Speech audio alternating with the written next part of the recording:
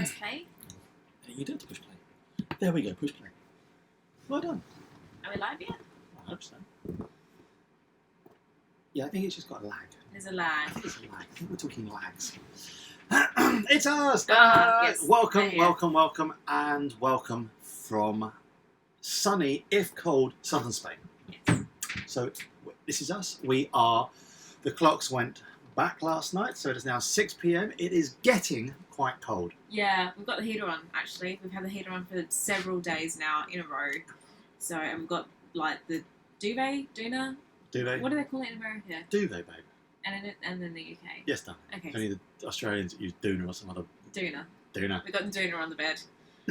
So, hello everyone. We've got lots of people watching already, which is lots of fun. So, we're going to do some hellos. Craig. Sorry, after you. Sorry, I butted in. Yeah, you did. Okay, let me go back to the beginning. I'm going to try and not stuff this up. Every time I try and scroll through the comments, like, something happens. Anyway. Okay, Outdoors fam. You sound like a fun bunch. An outdoor family. That's cool. Bird Dog, hello from Texas. Larry, hello from New York. Denny from Lake Michigan. Alan from Calgary. It's cold up there. Yeah. Bloody cold up in Calgary. And Kleeman from Slovenia. Is it cold in Slovenia at the moment? Slovenia. Slovenia. Sorry. Slovenia. I can say Slovenia. Yeah, effectless. Anyway, Billy Boy from Georgia. Rory wants to know, is it too early for shorts? Well, shots, not shorts. Depends where you are. I've got to work tomorrow. There's shots. I think the shots are going to be in as. Oh, that's right. We had shots. Well, you Yeah. had shots last time. Yeah. And David is listening from sunny Barbados. Wow. Nice. That's awesome. Okay, so John from Alabama. Roll Tide. Yeah. The Roll Tide thing we had to be educated on. The what? Roll Tide. They say that from Alabama because it's got something to do with their football team, I think. That's the name. I don't know, just Anyway. scroll down. Aaron, Marie. Hello, Marie. How are you today? Sasquatch from Cheshire. Sasquatch. Craig from the UK. Malmo from Sweden. Paul. Yeah, lots of... Joey, who just says hello from the States. Which is, yeah. And I've also seen, hang on a second, so Wade is back and Christy is back. So we were just doing a patron live chat. You two are suckers for punishment, but you're extra specially welcome to be on this chat as well. So that's brilliant. Yeah, and for the patrons, I know that we've already got a few patrons on this live feed as well. If you didn't know about the Patreon live chat that we just held, it's for $10 and above patrons. So there you go. apologize. So anyway, there's a few. Okay, God, we've got a lot of hellos. Anyway, Yeah. we'll go back I to think we more need to- hellos again. yeah. And if we haven't mentioned you in a hello, it It's doesn't because mean that there's we're like being literally rude. 100. Well, it's 200 to do. I'm just thinking hellos. Anyway, so Yeah. it is. We are in southern Spain, as you may know from our post. We hauled out Wednesday. Wednesday, so it's now Yeah. Sunday. Yeah. And we have been working like Billio on this boat. It has been absolutely like full tilt, to the point at which yesterday we actually spent the day in the rain in what were white dungarees, and And now more of a black Yeah. colour. but I found out a couple of things. Firstly, I really like dungarees. I feel like you've mentioned your love of dungarees previously. Do you know what? Before we set up, I actually tried to get myself a pair of denim dungarees, and they just do not sell them in the UK. Well, they have to be in fashion, don't they? I don't care. They are just a useful item of clothing. Wow, yeah. Anyway, so I'm going to go back to the UK. We're going back to the UK next week. I'm going to look for some dungarees. You do that. What, denim ones? Damn straight. Not for anti-fouling. Okay, cool. So, someone asked, have you scraped off your old anti-foul yet? Nick, why don't you give everyone a whole update? Anyway, so Try and keep it under like yes, I have. 20 minutes. I've already got a bollocking. Before we came live, she's like, "Will you not just bang on about stuff over and over and over again?" But these people, they ask questions. These lovely people They do ask ask questions, and I questions. have to go in and answer them to the best of my ability, as my mummy told me.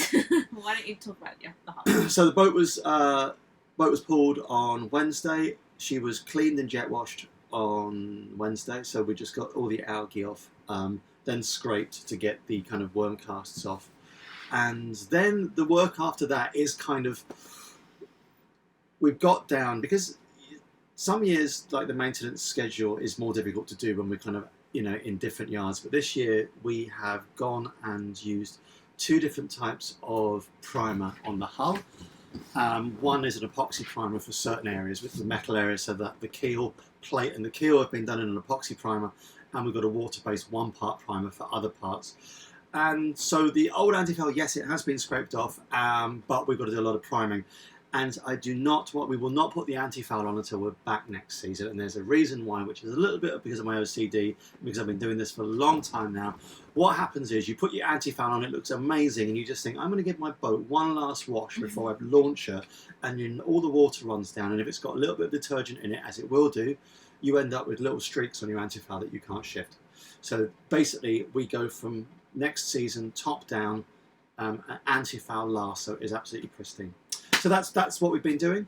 We've also been doing other work on the hull. We've got anodes to change. We've got lots of different things to do in that respect. That's all going to be next season. A little bit of work on one of the rudders. And just, epoxy work. And then next season, I've got to get on to Gelcoat work. There are some little dings in the Gelcoat. Gelcoat is a bit of a bête noire of mine. It's small little dings I can fix. Larger areas, you have to make a choice. And this is a choice which I will talk to you about, because if you get scratches in your Gelcoat, and just be aware, if you sail a boat, you are going to damage your Gelcoat. You can't help it unless you are like far better sailor than I am. But even if you are an amazing sailor, you are going to get dings in your Gelcoat because someone will hit you, or something will go wrong, or a dock hand will scratch your boat. Yeah. In fact, we got our boat scratched by the French police. We got a really lovely scratch in our hull. Customs. French customs turned up in a big rib. They pulled up alongside us and scratched the bloody boat. Yeah. So, yes, you will scratch your boat. And the problem with Gelcoat is you can match the Gelcoat perfectly, absolutely perfectly, to the colour of the boat when it was new. But then the Gelcoat changes colour with time. Darker Gelcoats go lighter with time, and lighter Gelcoats go darker with time. So you can match your Gelcoat from new, but when you put the new Gelcoat in, it's going to be a little bit either light, it'll be a different shade, until a period of time has elapsed when it will darken down, but it never catches up. Or you can tint your Gelcoat, and then after a period of time, it won't match. What can you do? Mixed thoughts on Gelcoat. Okay, Mike says, where are you in Spain? We are just north of Valencia.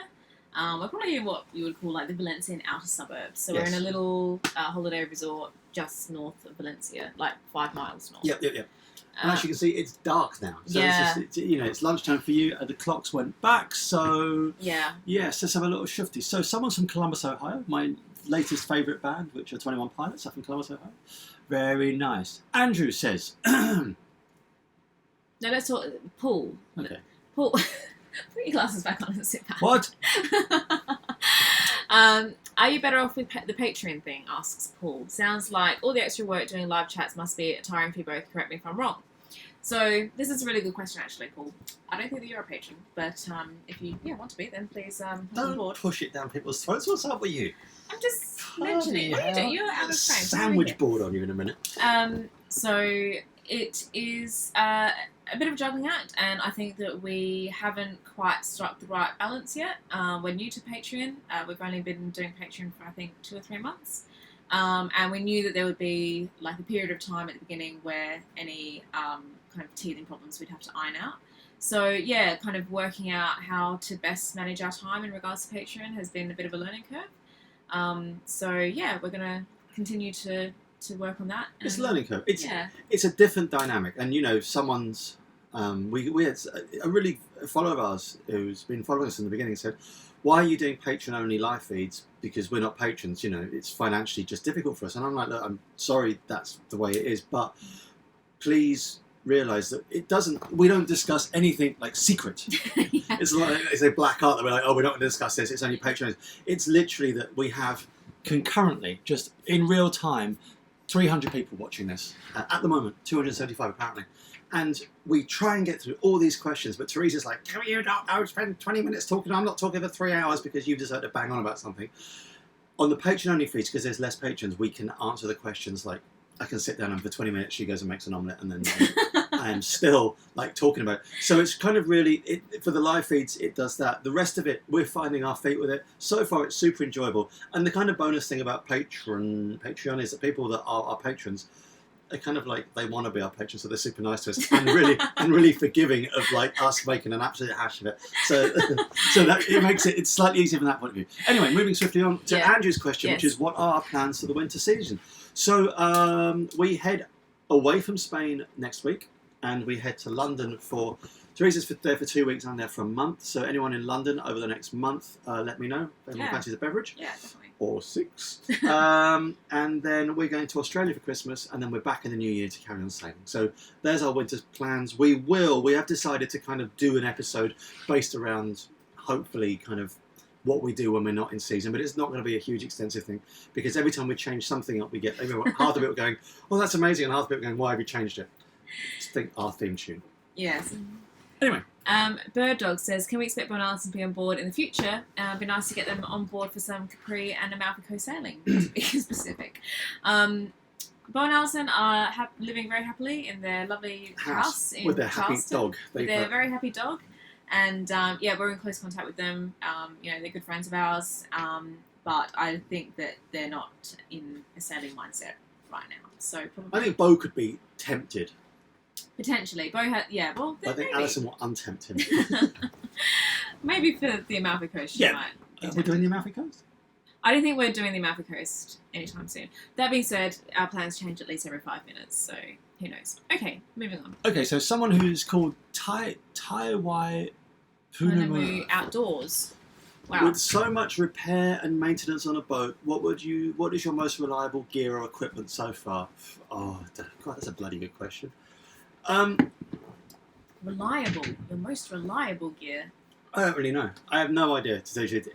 We tend to find that the boat's fairly bloody reliable. I think that's probably the most reliable thing, and that's the one that's kept us the safest. All the stuff that we buy is Marinized, and all of the stuff that we put on the boat has come from a huge kind of like history of equipment that has kind of like come through multiple generations. So, for instance, the hydrovane. They've been making hydrovane since 1971. That is the most reliable piece of gear on this boat. Absolutely. There's no electronics, nothing to go wrong. You could hit it with a shovel over and over again, it would still work. So I think the most reliable piece of gear on this boat is a hydrovane. And I've said this time and time again, any of you going offshore sailing for more than 3 days, get self-steer. It will save you a lot of peace of mind, a lot of heartache when your electronic autopilot goes tits up. Does that just turn off? No. Oh. We just had a stroke. Jose says, hello from sunny but cold Valencia. Are you in Valencia? Because that's where we are. Yeah, hello. Oh, We're dear. just up the road. I've done it again. It's okay. And it's said, hello, how are you guys doing? Where are you guys right now? Because we met you two in Lagos, and then you sailed on ahead of us. But I can't remember what your winter plans were. So they asked, why not Coppercoat? Yes. The first thing is, we had our boat on a mud mooring. It was a dry mooring in the east coast of England when we had her first. And essentially, that means every 12 hours the boat dries out. Coppercoat just doesn't work on mud moorings. The boat dries out, you get a coat of mud on the Coppercoat, and it raises and comes down. So what happens is you get a build-up of mud, and it's almost impossible to shift from Coppercoat. The other thing is, from the point of view of anti-fouling, number one, anti-fouling isn't, I don't find it difficult or time-consuming. It's a day and a couple of other days of work.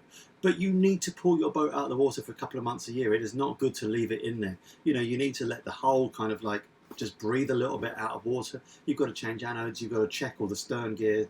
You need to check your rudders, your props. I've got to service the prop. I've got to, the prop service and the rope cutter service. That's a bit, that's a job that needs to be done. So the boat has to come out, and really, everyone who's like, oh, you can lift out, just lift it out and then kind of jet wash it off and put it back. It's balls. A boat needs to be out of the water for a couple of 3 days. It's taken me, it took me 4 or 5 hours just to get the bloody bow thruster to a condition that I was happy with it in.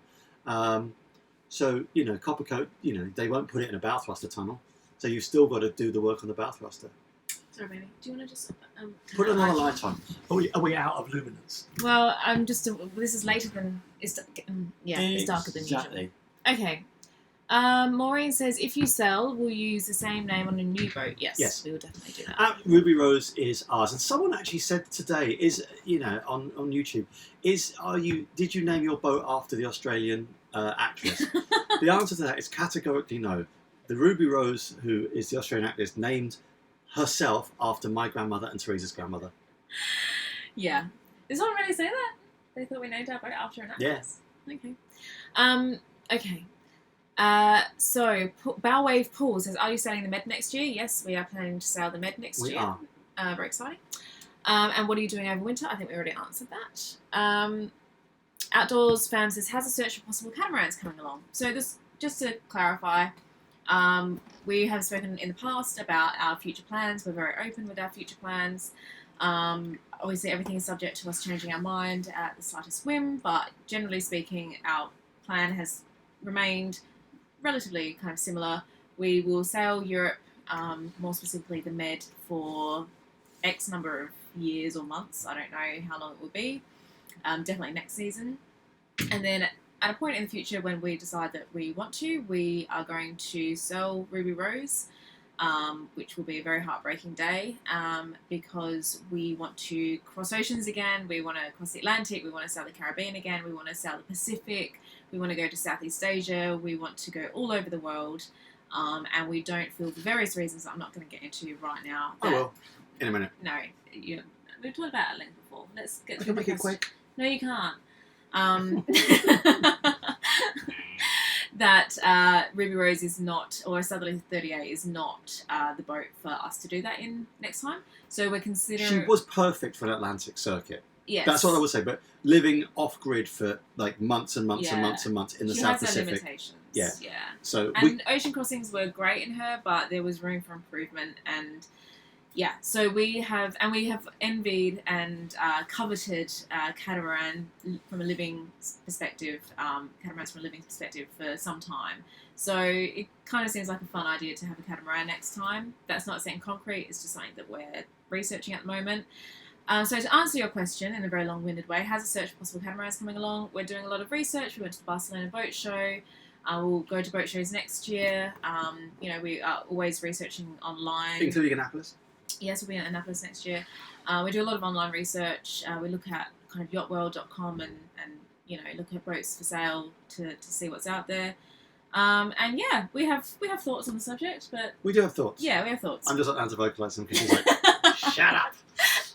We have a lot of thoughts. Our thoughts could take a whole hour. So if you have any specific questions, then ask. Yeah.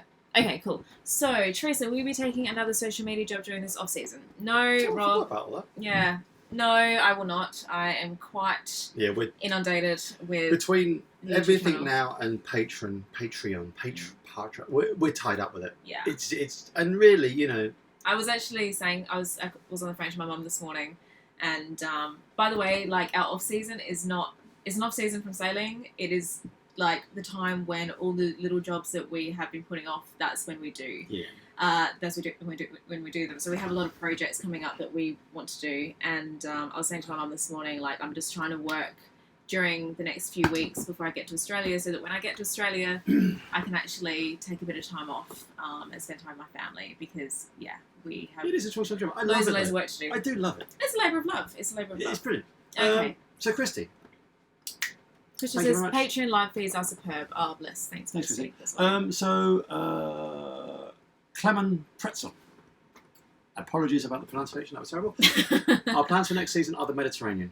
More specifically, we're not quite sure exactly where, but it's going to go from Spain, probably to the Balearic Islands, so that's Mallorca, Menorca, Ibiza, and Formentera, and then maybe Italy, then some of the little islands, and then Greek islands, hopefully around summertime. There you go, that's the plan. Yeah.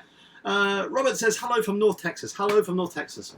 And Joey Martin says, how much longer do you plan to sail for? Therese, you can answer that. Oh. Wow, you're being... Well, you told me beforehand. Let me get a word in bloody edgeways. Remember that? Yes. Yeah. After you, my love. Well, it's a very simple answer. We will be sailing for as long as it's fun. At the point where we decide that we're not having fun anymore, then we'll take a break. Well, that's the end of that. That's a bit enigmatic and sounds a bit too mysterious.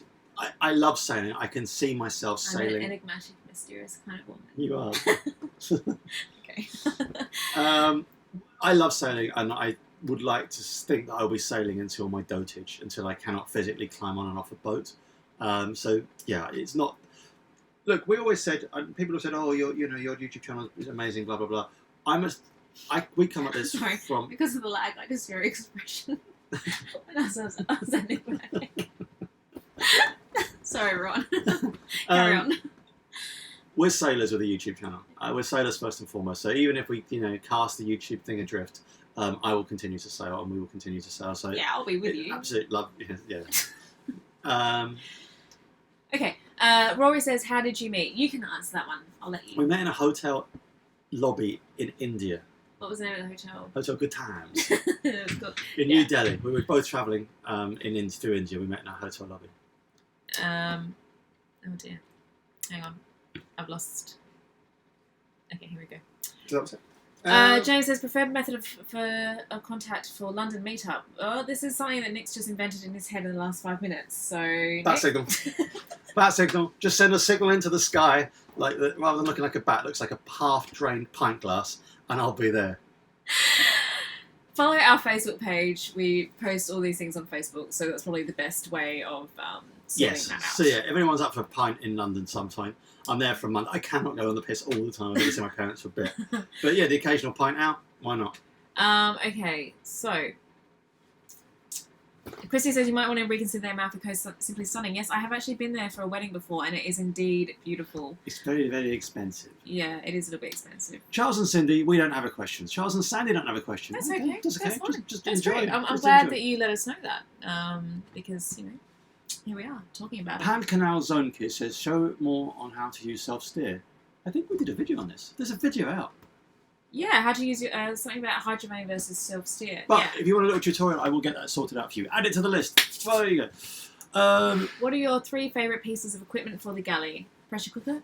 Pressure cooker, yeah, definitely. Coffee machine. Coffee machine. Yes, definitely coffee machine. And I like the milk frother. I know, but I feel like maybe coffee machine No. and milk frother go Okay, together. well, yeah, okay. Well, I want to... Sharp set of knives. Yes, good idea. So there you go. So firstly, for those of you who don't know, I'm just going to go a little bit digression about this coffee machine thing. We have a little Nespresso machine. Nespresso makes this thing called an Aerocino, which heats up milk. And it's brilliant. It froths it. It heats up and froths it. And it saves you getting a pan out to heat your milk in the morning. Yeah. Brilliant piece of kit. Okay. Bird Dog says, I see eland boats in Europe are popular, however not so much in the States. What's your opinion on them? Strictly coastal cruiser, or would you take one offshore? We have friends who had an eland. And they had a fucking nightmare. Well, I mean, they had a nightmare with it. They had an absolute nightmare with that eland. Well, we don't know whether that was an anomaly. They had an anomaly. They had a problem with their in their Atlantic crossing both ways. It was the same problem that happened twice. Yes. It was a problem with the autopilot. Beautiful boat. Yeah, the autopilot debonded. Jibed the boat, broke the forestay, mid-Atlantic. So we don't know the answer to that. Sorry. Would you ever put a diesel heater in for that time as you run into cold weather situation? We have a diesel heater. We have an Urbis Backer. Because we lived in the UK on this boat for like 3 years or something. Yeah. The Urbis Backer, as always, we hadn't used it for 4 years. We tried to fire it up and it went, it doesn't work. So the Urbis in the middle Backer. of that blizzard in Charleston. Yeah. So the Urbis Backer we've got to find an Urbis Backer engineer somewhere near Valencia. So if anyone knows an Urbis Backer engineer anywhere within 100 miles of here, we'll sail there and get this sorted out. David says, have you ever visited Southern California? No, and I really want to, actually. Yeah, me too. Let's go to America. Let's do a little trip around America. No, we can't, guys. Don't get excited because we have to go to Australia and see my family. Wally says, if there was one thing you could change or add to your boat, what would it be? I know my answer to that. I know what your answer is. Well, I don't know your answer. I know your answer. What am I going to say? Another fridge. Oh, no. What are you going to say? A vibrating bed. A vibrating circular water bed. Water bed. We'll just crack the sea cocks open and you get a water bed. What would you... I would like an air conditioner. A second fridge is a close second, and a separate shower stall is very close there. They're my top 3. Air conditioner, second fridge, and a separate shower. Yeah. Billy Boy says that bow thruster was packed. It was crazy, that thing. Is a bow thruster worth it? A bow thruster, if you have twin ruddered boats, you have to have a bow thruster. You can't not do, because you get no prop warp from the rudder being directly behind the propeller. So to steer a boat in close quarters, for those of you who don't know, you can gyrate. You can get the back to spin. You can get the back of the boat. Yeah, you can get the back of the boat to kick out by blipping the throttle. It's called prop walk. There's no prop walk with a twin ruddered boat, so you have to have a bow thruster. There you go. Maureen says, when will you invite folks on if you get a new larger boat? Yeah, well, this is something that we talk about quite often, actually. Sorry. No, you go. Oh. Yes, well, obviously friends and family are always welcome. And no? Yeah, Some friends and family. And if we get a larger boat, then we would love to have crew join us for kind of longer passages. Yep. So that is definitely something that we've thought about. So yes, the answer is yes. But this is all kind of hypothetical at the moment. Someone says, do we follow the Wins on YouTube? Yes, Yes. we do. They're a very nice couple. Yes. Very, very nice. I'm not sure. And they make very cool videos. Yeah. You're not sure what? I'm not sure that they would get on with our sense of humour on mine. I think they find me a bit crude. They seem very, very nice people. Like super nice. Yeah. Like nicer than sort of who I normally hang around with. No, I've heard from a friend of a friend of a friend that they can, yeah, I think that they're fairly down to earth. So if we were to have a drinking competition... I think that they'll be fine. Really? Yeah. Yeah. No, I've heard that they're... We'll talk like afterwards. secret crackheads or something. No, they're not secret crackheads, as far as I'm aware. But no, I think that they're cool. Very cool. What's your views on bilge keels? Practical for the UK and France with our ties, but blue water? Question mark. My first boat was a bilge keeler. For those of you who don't know, bilge keelers are 2 keels. 2 keels? 2 keels, yeah. I thought it was like a big long... No, 2 keels, bilge keeler. You know our rudders, we've got 2 rudders like that? Yeah. I think 2 keels, like that. Like one in front of the other? One for you donut, like one each side. Like our rudders, we've got one each side. Oh, okay. I'm thinking of shoal keel. You are. Bilge keel. I haven't seen many of those. I can hear in the the last few cogs years. going in her head. Yeah, you don't often see them. Really, the performance to win with is shocking. And they were a thing. They were very of the 70s and the 80s, and now with shoal keels and things like that. Yeah, I think I haven't seen any big boats with big bilge keels. I think once you get past 35 foot, it's difficult to find them. So yeah, that's my thought. That's funny. Well, I've not seen many in the last few years. I can't even read that anymore. It's too dark. It's alright. I'll read for you. What can it say? What's he saying over there? This is a slippery slope. This is the first step in To me living in a big adult nappy in my own piss while you wipe tomato sauce off my white beer. I will definitely never do that. Okay. Where are we up to? The orange one.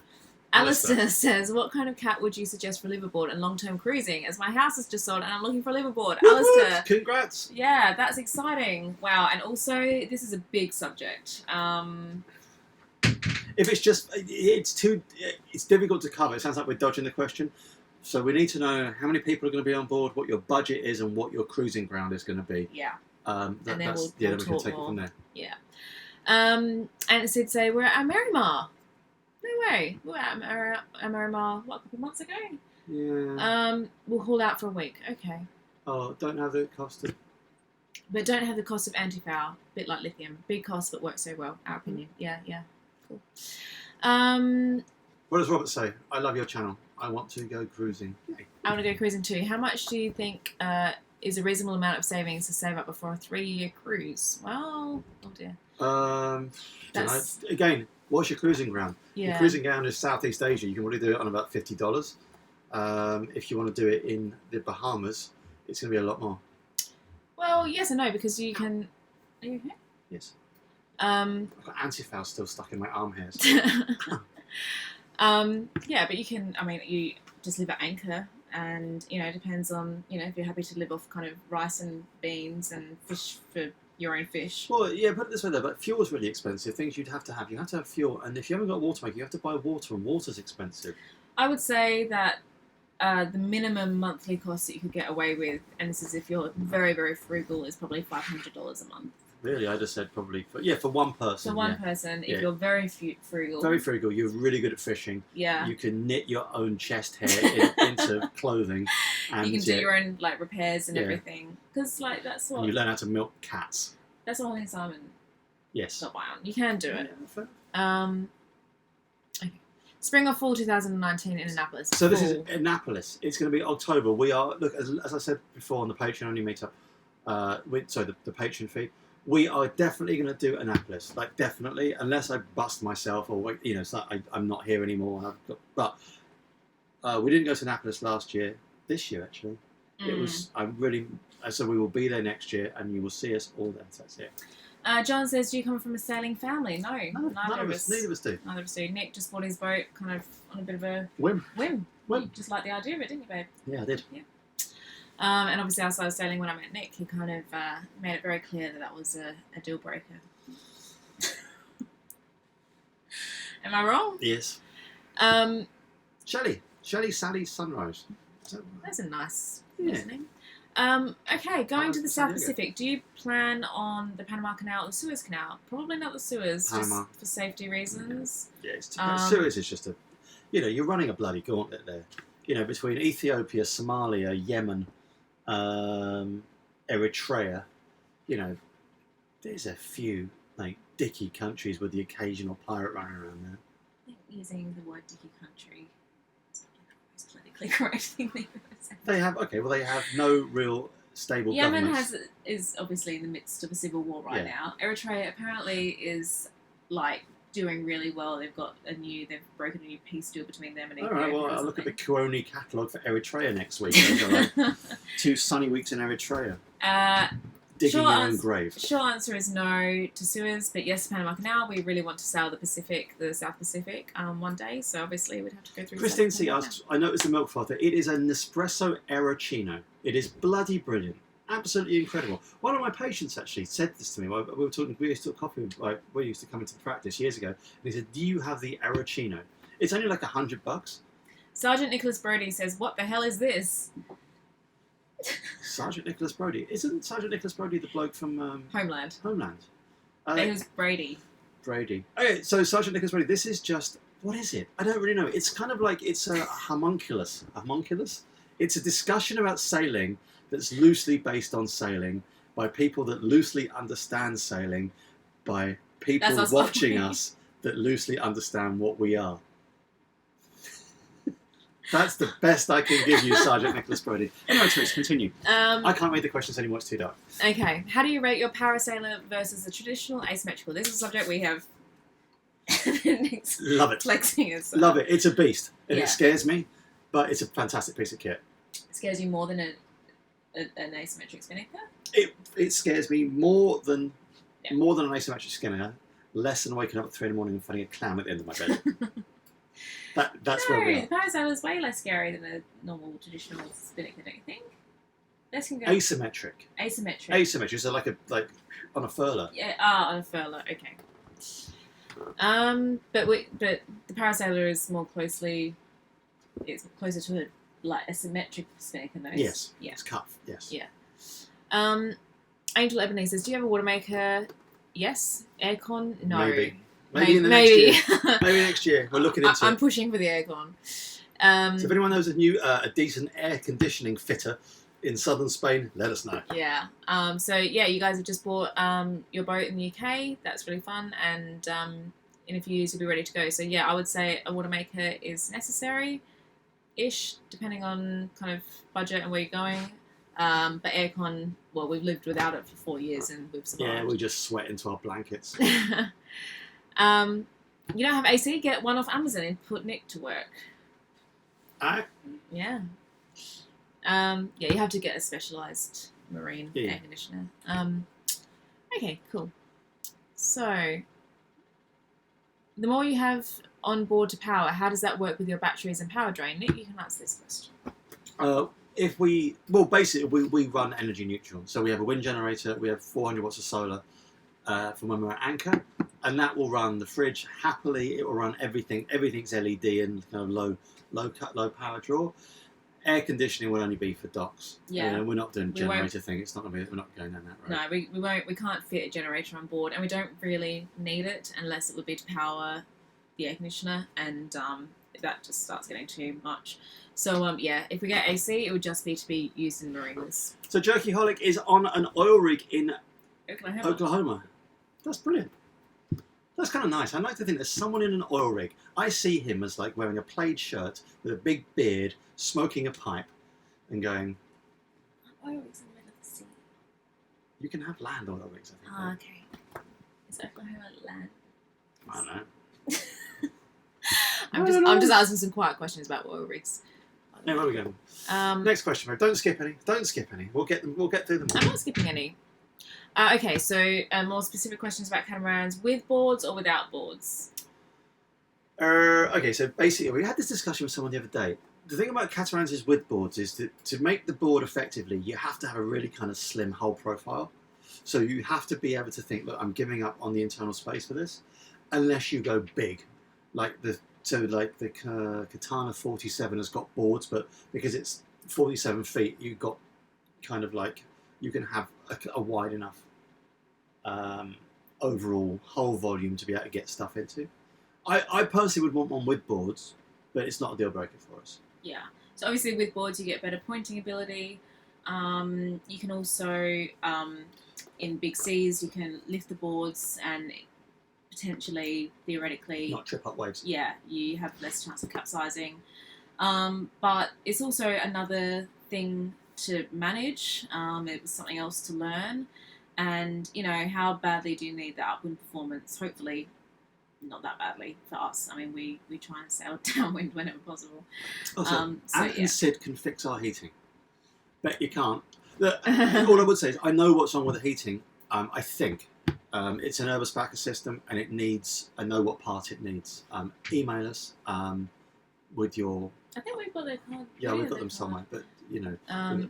Yeah, Nick seems fairly confident that he needs to... But the problem is either take it back to England and have them do the diagnostics. I've already changed out the ECU in it, and I'm now to change out the motor. But I actually want someone to do it because someone said if the ECU gets locked up, it won't fire up anyway. So I need to find someone that's got the software to fix it. Stuart says, "Hi guys, how do you get on with butane and propane bottle refills? Do you have an adapter?" Yes, we do. But realistically, this boat is completely butane. Well, it came with butane because butane is in the Europe, and you can't find propane. Very difficult to find propane in Europe, and contrarily, it's very difficult to find butane in the States. So we had an adapter for that, and we carry butane tanks, and we have a propane tank. The Caribbean, they'll put anything into any bottle. They put propane into butane bottles. It's fine, and it's never caused us a problem. There you go. Sasquatch says, Helly Hansen, Musto, Henry Lloyd, or Gill? Oh, well, to tell you the truth, I was saying this to you. We had Musto stuff, and it's just about died. Well, mine died really quickly. So we're in the market for... We're going to have to get some more. Basically, what happened was... Okay, but I bought... this is like a decade ago. I bought a Henry Lloyd ocean sailing suit. It was in an outlet village for it was $200 reduced from $1,000 because the outlet village had a Henry Lloyd store, which was like 100 miles from the sea. So and anyway, that stuff has really lasted well. The Musto stuff, we left it over the season in the Caribbean, and it just rotted. Literally, it's rotted out. It's completely. So your jacket, we got threw away. All the rubber fell off it. The zips completely corroded up and couldn't be used. Mm-hmm. And I put mine on yesterday because it was raining. And I thought I'm just going to, and the zips, it's gone. So so far, I like them all. They all do different things, but you have to be aware if your sailing ground is really humid, then anything rubberized will just fall apart. What broke on the sail right? Bloody everything broke on that thing. What didn't break on the sail right? God damn it, that thing drives me insane. My relationship with that sail right is based. It's.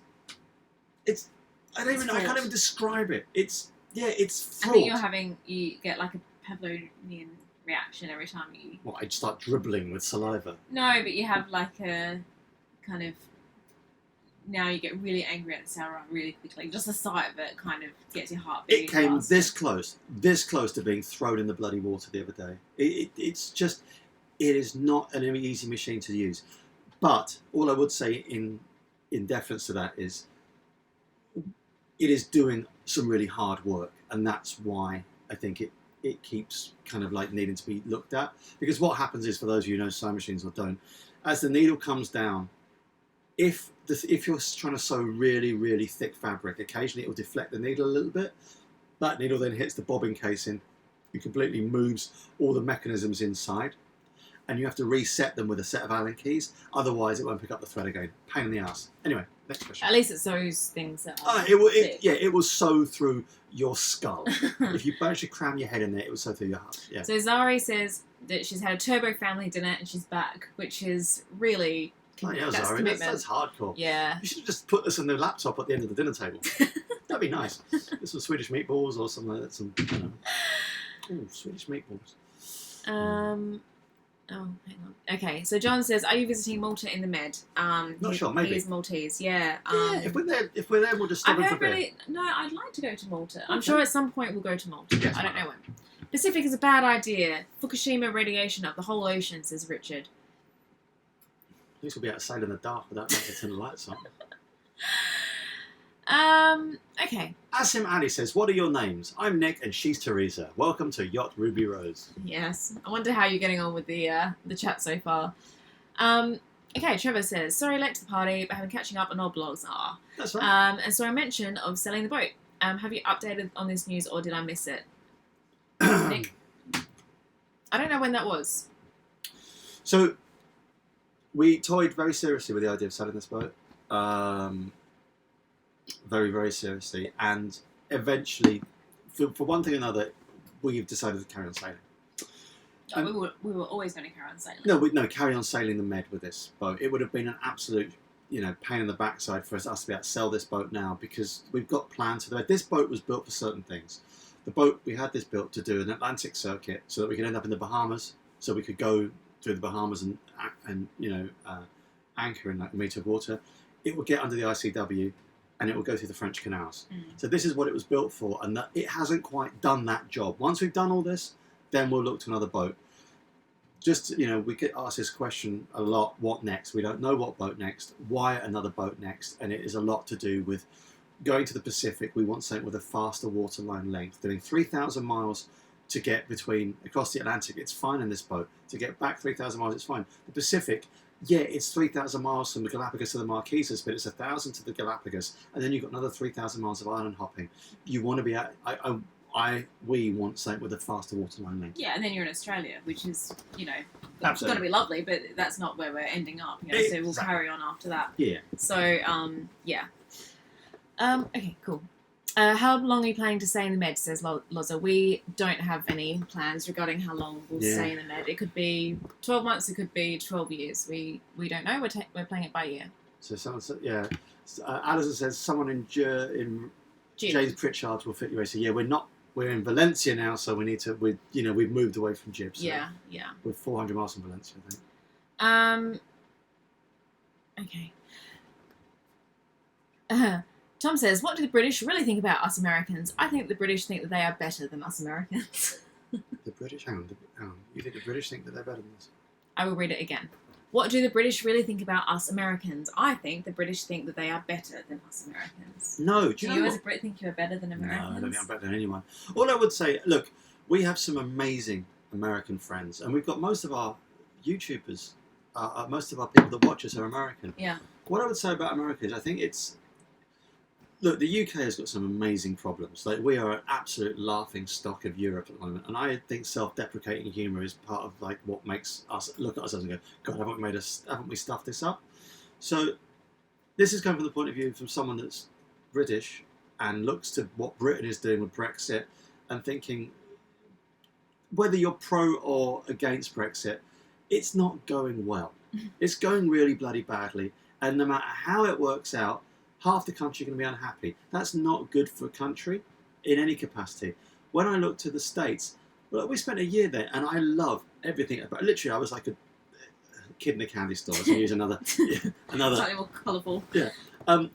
We absolutely adored America, especially being in like. What little we saw of it, we wanted to go back and see much. Like, everyone was super friendly. Yeah. Everyone is like the food, the culture, the Americana. I love it. And. The thing about the UK and probably the rest of the world is we grew up looking at America, American TV, American food, all these things that we kind of saw through the TV was fantastic. All I would say, I don't think it's a negative thing. I think it's just a statement on America that I think it holds true, but please comment on this. I think that in America, from what we've seen, you are defined very much by your political bent. more than any other place I've ever been to. You're Yeah. either a Democrat or you're a Republican, and I think that a lot of Americans, you are defined by that, and we've got some really amazing friends that are Democrats, and they're like, oh no, they're Republican. I'm like, what difference does it make? And similarly, we've got a lot of really amazing Republican friends, and they're like, oh no, that's just Democratic stuff. I'm like, does it really matter? Like, can you not unify? But I think that there's a lot of poison in politics in America, as there is in the UK at the moment. But I think we've never visited a country where it's so kind of divided politically, and it defines people. That's right. Not just politically, but because it trickles down into everyone's everyday life. That's my view. But no, definitely, we don't think that we're better than you. That's a very difficult and dangerous road to go down. Yeah. Did that answer your question? I think it did. Okay, so we have Floopy to Doop. Sucks, fellow sailors. Love heart. Thanks, darling. Okay. Oh dear, I've missed all these comments. Nick, say something. Oh no, hang on. Wait.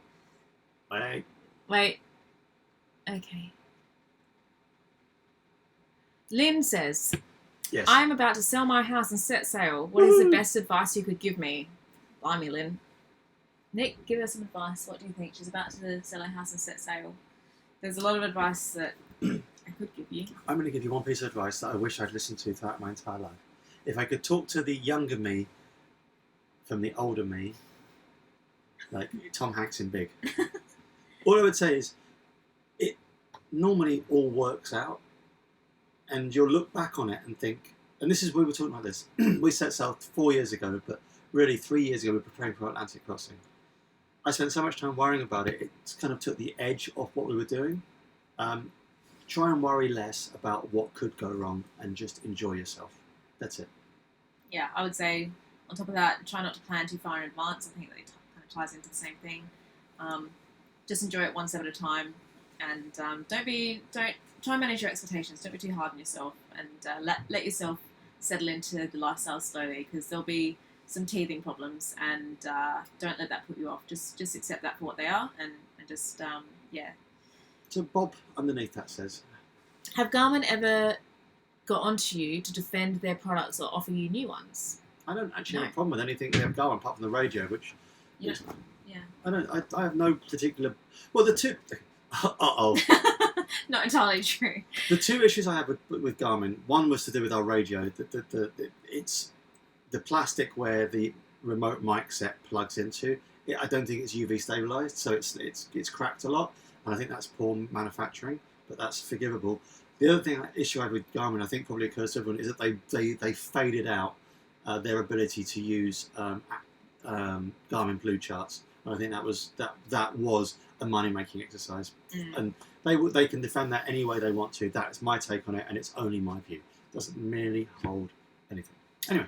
Jose says, what is your favourite geographical area for sailing? That's a really tough question. Well, we've only in half the world. We've only done, we've sailed the Atlantic coast of Europe, we've done a little bit of the Med, we've sailed the Caribbean, Bahamas, and some of the east coast of America.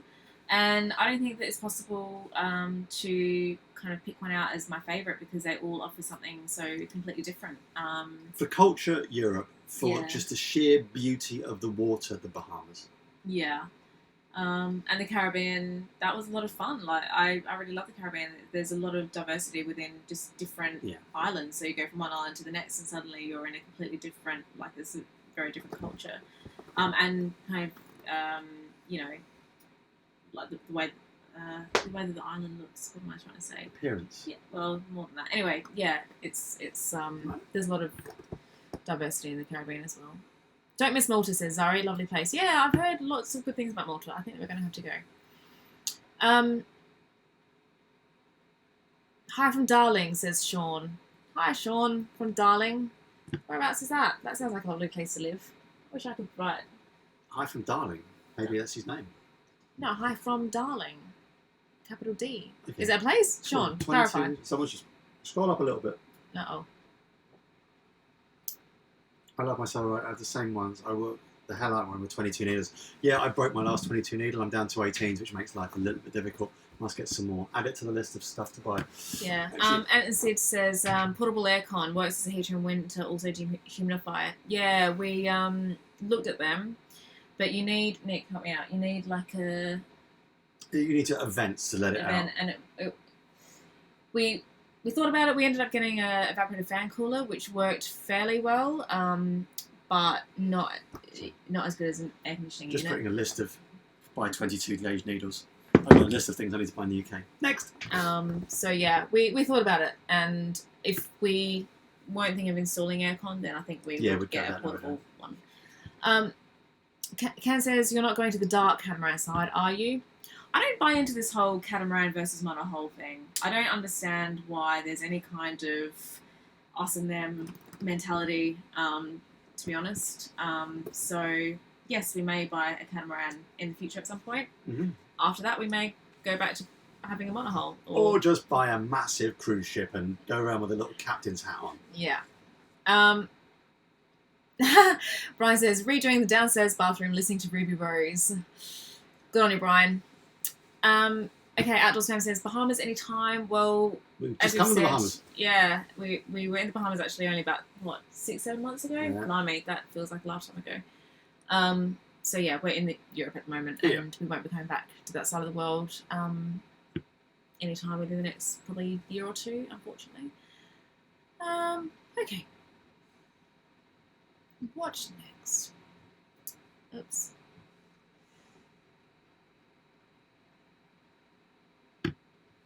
Nick, what are you holding? A beer?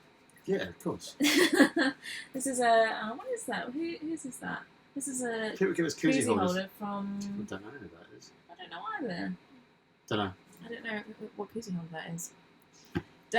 Dana says, you are right about how divided we are. You might not believe this, but that phenomenon is less than 2 years old. The election in 2016, the rise of nationalism did it. Yeah. I don't know, actually, Dana. I don't know. I always say never discuss politics with anyone.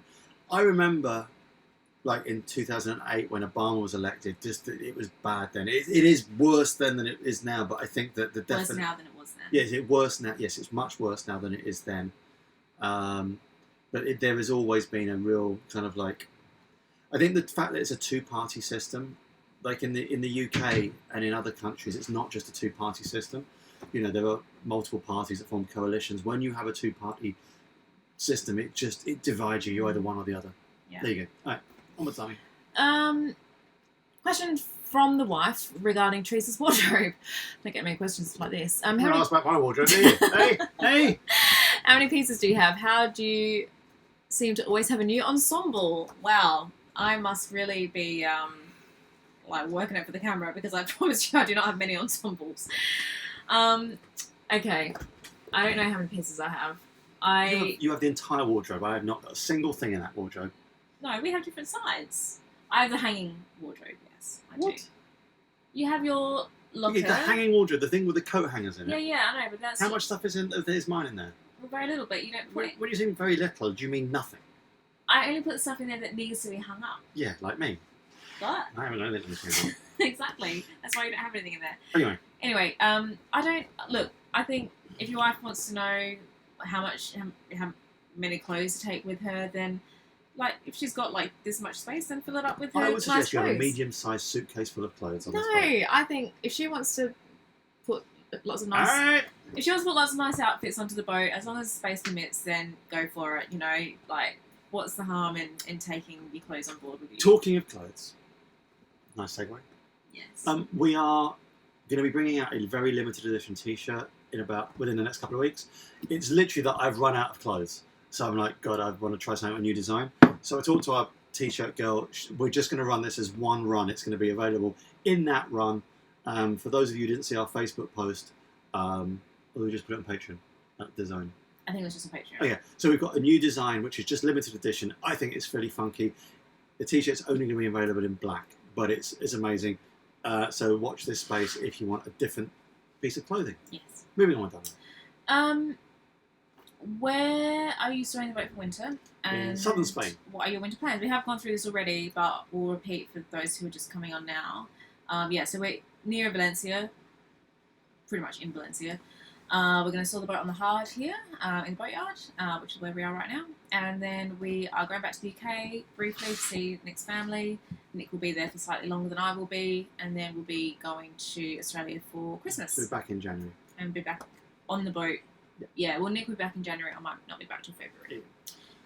Is there any bush beer left, Nick? No, what happened was we cleaned out all our bilges and we had 3 cases of bush beer left. And there was a lad, there was some kind of like 20-something bloke who was obviously doing guardianage for a boat because the boat was, it could have been the owner, but he didn't look like the owner. And I said to him, do you like beer? And he went, "Si." I said, do you want some beer? He went, "Si." I said, here's 3 cases of bush, mate. And then ran. He looked really happy. Yeah, I don't think he knew what it was. But, you know, he was about 21. He looked like the sort of he would have your loved standard it. bush drinker. And I said, look, just get your friends around and drink 72 cans of beer. He Good wasn't, karma. that's right, he wasn't going to turn down free beer, was Exactly. he? Nick, next surfing holiday? We were just talking about this today, actually. I was thinking, well, I'm toying with the idea of going back to Sri Lanka. I haven't surfed in almost a year, and I need to get super back into fit again. Yeah. But yeah. Yeah. Yeah. Okay. Are we finding as much flotsam in the Mediterranean as the Caribbean so far? I think more, actually. I feel like the Mediterranean is more polluted than the Caribbean. I think maybe because the Caribbean Sea is like part of the Atlantic Ocean, so there's a lot of movement. Maybe that's got nothing to do with it. But yeah, like when we're actually sailing along, then you see plastic in the water all over the place. It's really sad. And waiters, can you please all hit likes and subscribes and thumbs ups? Yes. So that we can actually get some traction. There you go. So if you haven't just like what we're doing, and if you don't like it, hit don't like as well. I don't mind. I do mind. But... Okay, how do you deal with mould and humidity? Says Wally. It is a 1-to-1 part. So for the mould, when you leave the boat for a while, firstly the boat has to be aired and aired well. The second thing is if you're leaving the boat locked up, make sure that you've got at least some air movement through the boat, either through dorade vents and or our washboard has got little holes drilled in it. But also a 1-to-1 spirit vinegar and water mix just wiped with a sponge over all the areas. It kills mold spores. That's it. Yeah, and Stefan says, does the boat really feel like a home? Yes, it certainly does. Yeah, very much a home. Do you know what? The thought of, I know this is not for everyone, and I'm not kind of like being overly kind of like, oh, this is amazing. I don't want to go back to living in a house. I love this boat. I love living on boats. Karam says, can you film and show us more sailing when you're underway? Actual sailing action, not just sitting around on your boat. Yes, we can. And we try to. The difference... So, we've got like 100 episodes or 70 episodes, of which most of them are... Go back, Kevin. See how many episodes... Because we did... All the Atlantic Crossing was sailing. Karim, sorry. Karim. Yeah, so, a lot of it is sailing. Like, we've done, I think, 5,000 miles of sailing this season. So, And look, what I would say is that if you've got like a 40-mile day, then you leave your Anchorage or wherever you are, you put your sails up, and then you sit down for like the remaining 39.9 miles. Yeah. So that's just the reality of cruising. You don't stand there at the helm. Well, we certainly don't. I don't think any cruising couple that I've ever met stand at the helm sailing. You don't put other sails up, take them down. If you want that, then like watch racing. That's when like all the action. Yeah, absolutely. That's where the action is. Cruising, it's not. Maureen. Not that action packed, I'm afraid. Maureen, what is it? McGillicuddy. You both look good. And do you get gifts or have to pay for all your clothes? No, we definitely have to pay for all that. Well, in all fact, I only really wear my own branded clothes or our own branded clothes. Yeah. I like them, and the thing about them is that you get a lot. Like they're really comfortable. Because they're kind of like they're high quality cotton, so I like the fit and the feel of these, and I also like wearing my own stuff. We do get occasional stuff. We got some. We do. Oh yeah, like t-shirts. Yeah, we get occasional t-shirts and stuff, but it's nice. As I say, we're not doing this to get gifts, but if someone sends us a t-shirt, I'll wear it. Yeah. Someone says, "What do you not?" If you scroll up a little bit, what do you? What do you miss about living on land? The proximity and the constant of having my friends exactly where I know they are. And that's probably the same for you. Like if you live in a house and your friend lives in a house, you know that person's 3-5 miles away and you can go and visit them. When you're in a sailboat, all the friends you meet on sailboats then drift off, literally. We've got friends that we were really, really, really super close to, and then now they went to Canada and we're back here. We've got friends, that we've met, on our we've been the one that has left them. It's really hard. It's a massive wrench. because you lose your friends drift off, so they just become internet friends. There you go. Yeah. Fluby the Loop says vacuum bags are good for packing clothes. We have hundreds of them. Hundreds of them. Everything's packed. Nick, have you ever heard of dragging a line from the bow to reduce barnacle growth? Obviously, it can't be long enough to reach the prop. Had an old sort tell me this last week, and I've never heard of it. I don't have it. No, not dragging a bow. No, never heard of that. I've heard of running a line from like port to starboard and scrubbing barnacles off, doing it that way. Just like literally like when you towel yourself up, you rub yourself with a towel, you just do it that all the way down the hull. That would work. I've got an image in my mind of you telling your arse off like this. Toweling my arse off? Yeah, like you just said like this. Yes, just answer the bloody questions. Okay. Uh-oh. Hang on. Okay. Jonathan says in V-neck. Yes, it'll be in V-neck and round neck. The Sean Murphy journal says, okay, sailing question. Did you ever hear of the Blue Nose? No. No idea what that is. What's your opinion on cruising sailboats versus trailers? Or trawlers? Trawlers, I think that's it. Look, do you know what? Anyone gets on the water. You can go in the water in a bathtub. I used to live in a Volkswagen camper van many moons ago. I like that small space living thing. There you go. Nick, what steps do you go through when planning your next Anchorage? Teresa tells me where we're going. We go to the Anchorage. What on earth makes you think Nick does that? That's exactly how it works. Keep her happy. Teresa does just about all the planning. Yeah. To answer the question, I do a number of things. We have. Oh no, you can't see where you are. Or can you? Yeah, we've got like cruising guides and pilot books, which we keep on board. Normally, we have the cruising guide for the area that we're in. Sometimes we don't, but that's kind of my starting point. Also, I look at the charts, obviously, and I use like apps like Active Captain to look at reviews of certain anchorages and marinas and whatnot. The Cruising Association app, which is I think a UK-based organisation. Yeah, I think it's an international one, but yeah, it's based in. They have reviews, so I read reviews. If I have internet, I'll go online. If it's like a marina, I might go online to check it out, especially if it's somewhere that we're planning to be for any length of time. Yeah, that's what I do. Tits. According to SV Freedom, you need a Brazilian wax. What? I don't know, it just says Nick needs a Brazilian wax. Christ. I didn't realise anyone was in a position to make that judgment. Nick's just getting himself another beer. He'll be back in a minute. Have you seen any refugee vessels in the Med? No, we haven't seen any, but we've heard over the radio talk about them, although it's often in Spanish, so sometimes it's hard to get a clear idea of what's going on. Ay, caramba! And other stuff happens. Being inappropriate again. No. How does it feel to be on each other so close for Chicken a long box. time? Do you ever fight? Yes. We had a Maybe. lengthy conversation about this on our Patreon-only live feed, which happened before now, about kind of relationship dynamics on board. And yeah, we fight.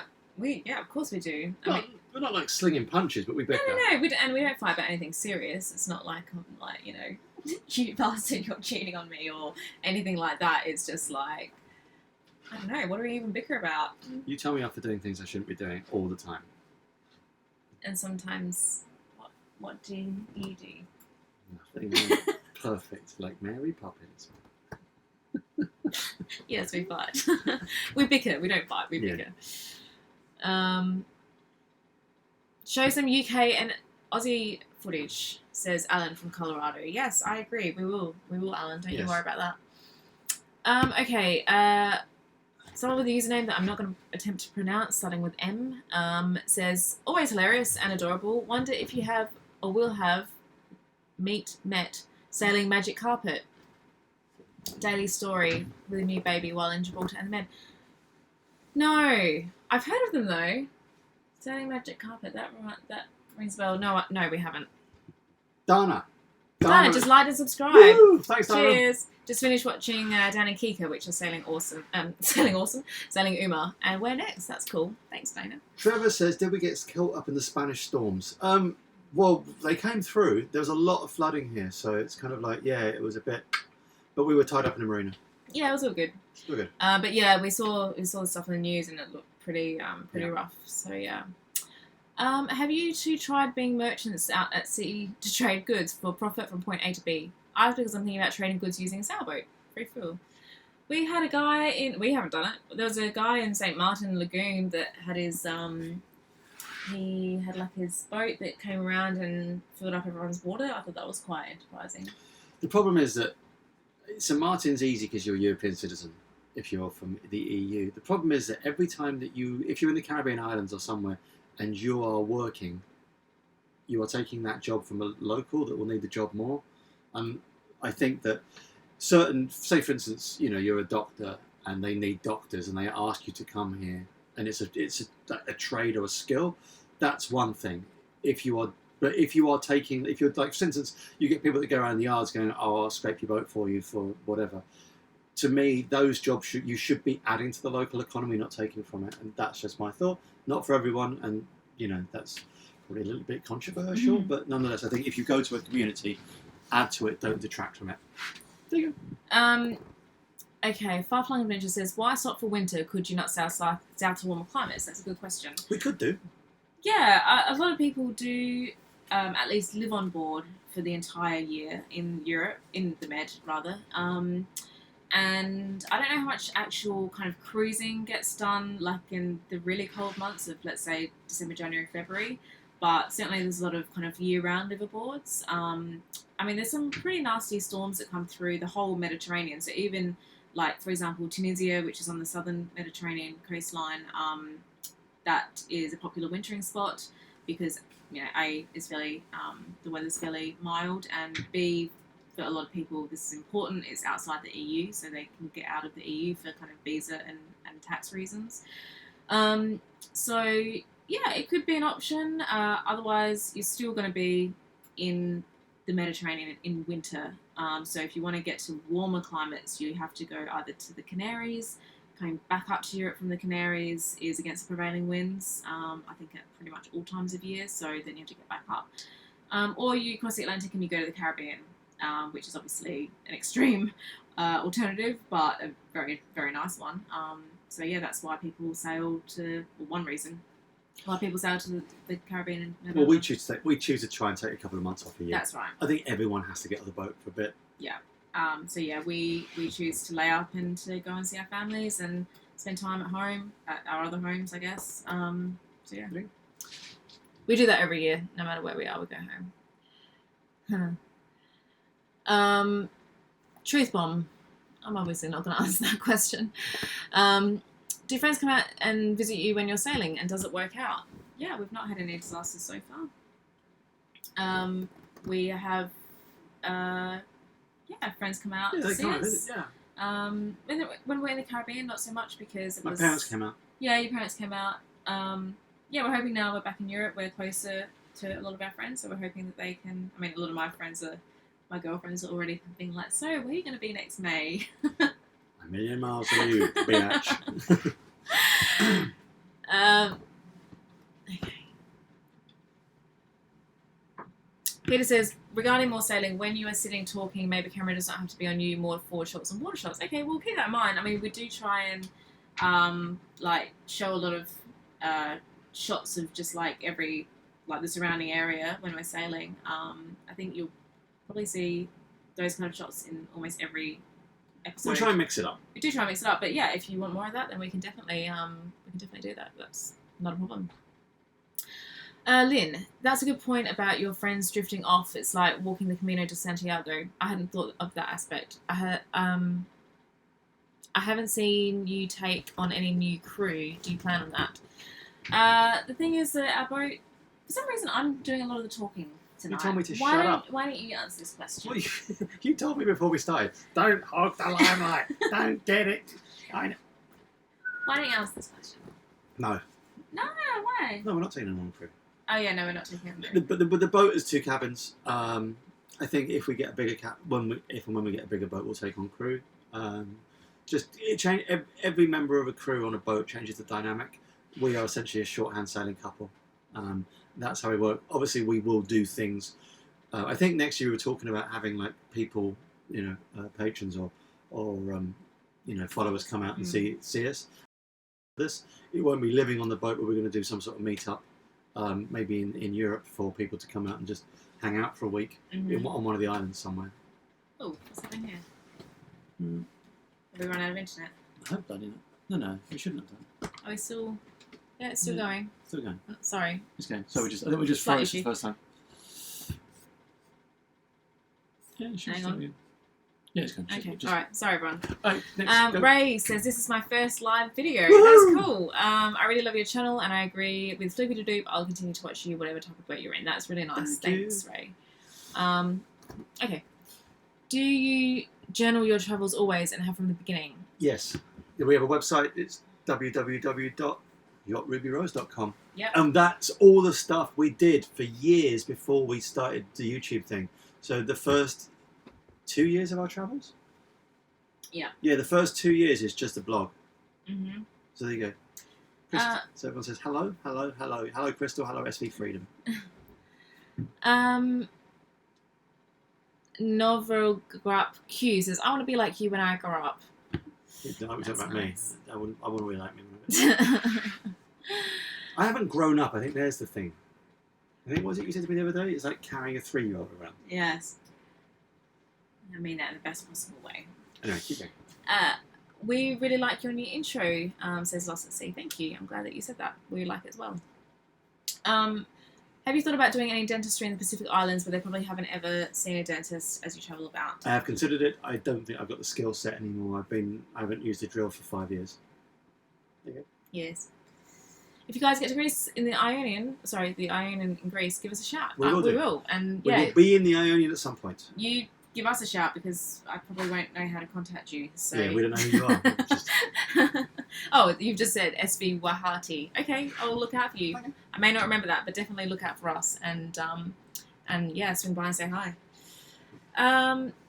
Okay, you should catch Las Fallas Festival Fiesta in March. Yeah, it's the bit. Someone talked about that. Yeah, we had some followers come out and see us last week, and they took us out for lunch, and it was really lovely. And they were talking about this Fiesta in March, which we haven't ever heard about, but no, look forward to that. They were last couple as well. Yeah.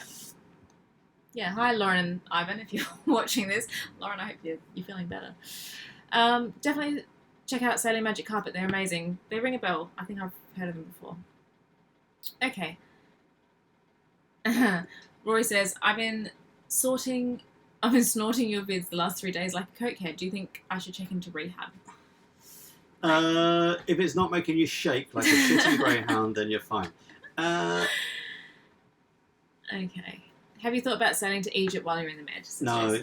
It's just we can't even get insurance to do that. The insurance company are like, you want to do what? No. I'm not even sure Egypt is covered either. So basically, that entire kind of southeastern Europe corner, Syria, Lebanon, Israel, Egypt, Jordan. I don't think Jordan. Anyway. They don't really set up for the insurance company aren't overly keen on us going there. They're like, "Where you want to go this time?" Oh, we're going to just do some anchorages off the coast of Somalia for a couple of months, and they'll be like, "All right, we suggest you try another insurance company." So yeah, that's probably us. Okay. How much advantage is it to have a retractable keel? It's an amazing advantage. It's brilliant. If all boats came with retractable keels, life would be easier. The lifting keel is a massive boon for us. Think changing the sailing characteristics of the boat as you're downwind as opposed to upwind. Think being able to basically anchor in a metre of water, and think every time not getting pulled off by the light boat every time you ground yourself and you can't get off. Jay has just said, and this was before we answered that question, we are living on board 3 years now in the Med. Last year we wintered in Tel Aviv, Israel, and it was averaging 30 degrees and fantastic place to visit. So there you go. Thank you. There you go. You know what? This is why I love life. Yeah. I'd like to go and spend a lot of time in it, but there is the kind of thing about Israeli stamp, Arab stamp in your passport. Yeah, no, but we won't have any other stamps. Well, what if we want to go through Suez? How are you going to get through Suez without getting Arab stamp? We're not going to go through Suez. Who knows what's going to happen? I know what's going to happen. We're not going through Suez. Okay. Do you catch fish and eat them while cruising around? Yes. We do. It's We shoddy. put the line out. We caught 6 fish in an hour a couple of weeks ago. Yeah. There you go. Ekram says, have we been to Turkey? Have seen so many beautiful bays. Yeah. Turkey's on the look. Southern Mediterranean. We're heading that way. Yeah. Definitely. Join us on our journey. Isn't that what all sailing channels say? Follow us. Follow us as we journey and explore and learn how to sail. Yeah? Yes. Yeah, we don't know what we're doing. Follow but our please, adventure. Follow our adventure as we learn how to crash a catamaran into a cargo ship. Do you have a pre-oiling system for the motor or a fuel scrubbing system on board? We have a fuel polishing system. Well, it's filters. It's a set of filters on board. We have a wasp filter, then we've got a dedicated fuel filter. We don't do anything with the oil. What's your favourite fish to eat and why? I like wahoo, actually. I think wahoo is one of the tastiest fishes. I still like mahi-mahi. I Yeah. think that's really good. Yeah. A lot of the fish that we had in the Bahamas was really good, like grouper and goldfish. Yeah, they were nice. Yeah. Big meaty fish, yeah. Whiskey Town Racer says, wasn't it Run Sodomy and the Lash originally? Seemed to recall I first saw you guys on that. Wow, you have been following us for a long time then. That's fantastic. No, we used to be called, that was our original website name, but it all got changed because it was too offensive. Well, it kept on getting flagged up. We tried to open a Twitter account and it was no. Instagram account was no. So it just kept on. Exactly. Yeah, so we had to change. We had to make Twitter and Instagram more kind of, I don't know. Hey, Paul and Cheryl are here. Oh wow! Hi, Paul and Cheryl. Hello, how are you doing? In Lanzarote.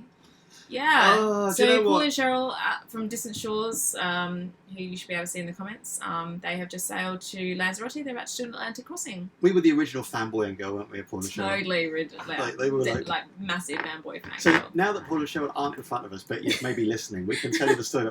Literally, I remember when we got to Lanzarote, actually 3 years ago, almost to the day. Gran Canaria, yeah. We were sitting there going, I think Paul and Cheryl are here. And we had literally watched all their videos. And we're and we saw Cheryl in the Sailors Cafe one morning having a croissant. And I almost fell off my bike. And I'm like, oh, Cheryl! And then anyway. He came running back to the boat. Super lovely people. Anyway, yeah. Next question. Yes. Hey, Paul and Cheryl. Nice to see you. Okay, Chrissy says, Chrissy, right. Okay, whilst on holiday break, will you still post amazing pictures on Instagram and Facebook? Yes, of course. Yeah, we have them all set up. Yeah. We have tried, wherever possible, to make enough episodes to keep us going to just about when we're back. Yeah. And maybe we might have to kind of, From the viewer's point of view, there shouldn't be much of a break, any change, if at all. Yeah, that you shouldn't have any break from us. We just take a break from making videos.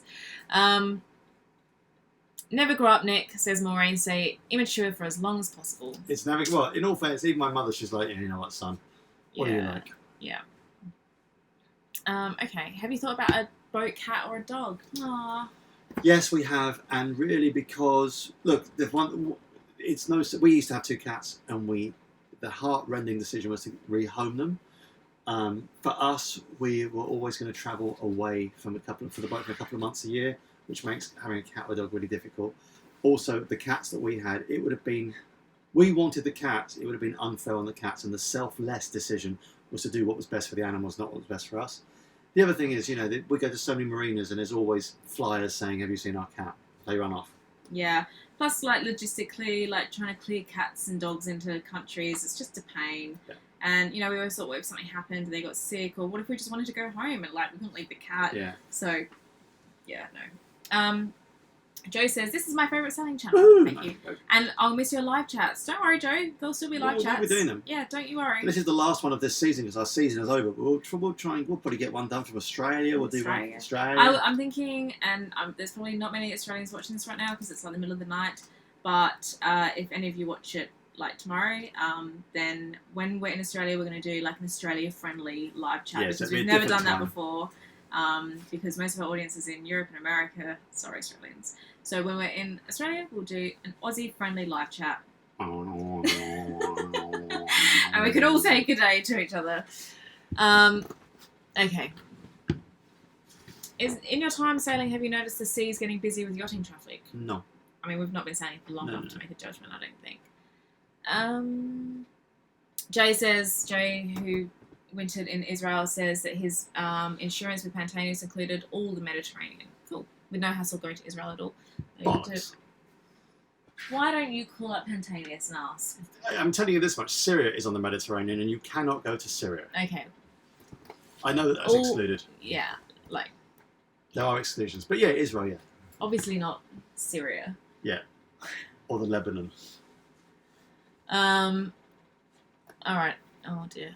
But yeah, it is all the men. He's completely correct, Yes. but not Syria. Sorry, I'm just trying to find where I am with the comments. What depth keel is doable in the Bahamas without too much limitation? I think up to 6 foot, 2 meters. I think you're about right, but you will Yeah. need to anchor off a little bit. I think Yeah. we found boats with like over 2 meters struggled in some of the anchorages. Yeah. There you go.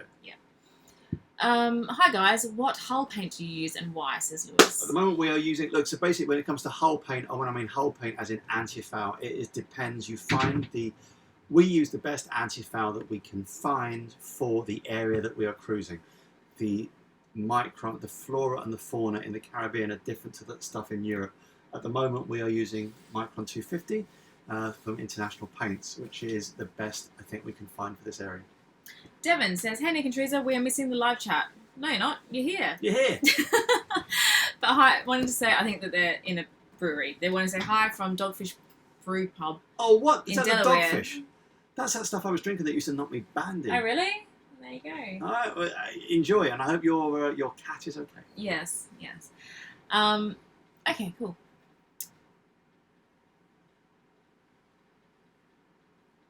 What else, man? I can't see. Sorry, I know you can't see.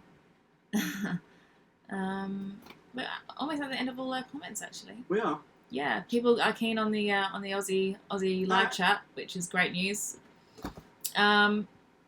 When you guys take a break from cruising, do you find it hard to come back to the boat? No, I'm literally. I run We are down ready, the pontoon. yeah. I miss the boat. Yeah. This is look. All I would say is I was saying this to Teresa the other day. The thing about a boat, a relationship with a boat, is very different to a relationship with a car or a house. Like I literally, this boat has looked after us. I absolutely adore this boat. One of the next Technical Tuesday that's coming out, which is not really a Technical Tuesday, but it's we can only really compartmentalise it into a technical video, is a tour of this boat because so many people requested it. And as we're filming it, we're like, God, I love this boat. God, I love this boat. And selling this boat eventually will be a massive, massive wrench.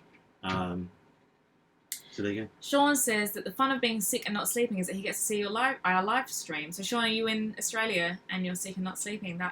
How sick are you? That seems really not fun at Well, all. I But hope I hope that we've distracted you for Yeah, the get last better, mate. hour. Yeah, get better soon. Jeremy Desmond says, do you have plans to buddy boat while in the Med? Yeah, we'll buddy boat with anyone. Yeah, anyone that comes by. Yeah, just swing by. We'll just buddy boat. It'll be Yeah, like, whether you want to or not. it'll be like Convoy, that 1976 film with Chris Christopherson in it, where he starts a convoy going to America. Oh, I've never seen that film, but that sounds like a fun film. Convoy is one of the greatest films ever made. Yes, we're going to convoy and buddy boat. And I will be Rubber Duck, and you can be someone else. Where did we sail the East Coast? We sailed between South Carolina and Florida. Is that the East Coast of the US or the East Coast of Britain? Oh, sorry. Manningtree, is that in Britain? Manningtree is it's the East Coast of England. Oh, sorry. We sail out My of bad. Cognac. Cognac is our home port. Cognac is near between Faversham and Sittingbourne, just south of the Isle of Sheppey.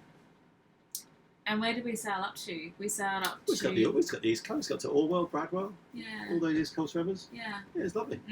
Yeah.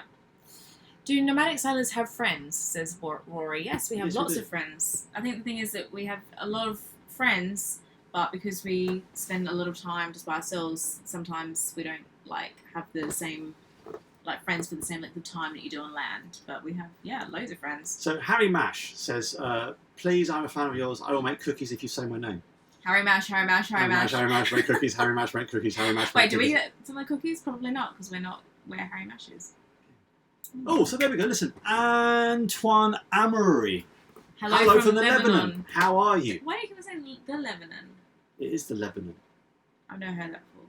Yeah. He says hello from Lebanon. Okay, firstly, it's the Lebanon, or he's He just- Lebanese. Yeah. Oh, okay. Can you tell us what the sailing's like in Lebanon or the Lebanon? Is that what you? I've never heard anyone Because say we were the just Lebanon. discussing. If you just I joined know, in, I know. can you sail the Lebanese coast? Yeah. Where was the most fun to visit on a sailboat? Morocco. Yeah, that was cool. Morocco was bloody awesome. But everywhere that we've been has been fun. Yeah, there's been a few places where like this is rubbish. Yeah.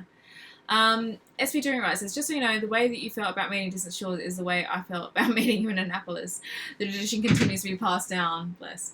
Well, we'll be back at Annapolis next year. Where This will year, Annapolis 2019. Yes. October, Annapolis Boat Show. There's going to be meet-up after meet-up. It's going to be a festival of dancing girls, peacocks, feathers, and many, many beers, as well as boats, chickens, ducks, and geese. Craig says, when doing the Atlantic crossing with the Ark, how far away were you from the other Ark participants? That's a good question. We saw 7 boats in 3 weeks. Yeah. Although we almost buddy boated with our friends on a boat, so we were probably within 40 or 50 miles of the nearest boat. But we deliberately stayed near each other. See, look at all these people with convoy references. Why am I missing out? They're all going over my head. What was it you said you didn't know the other day that was such modern culture? I'm like, surely you must know what this is. There was something we were talking about. And then I was like, no, that's from like the 70s. Alright. So, Antoine says, wonderful Lebanon for sailing. Okay, there you go. And is it Lebanon or the Lebanon? The Lebanon. Alright, then, just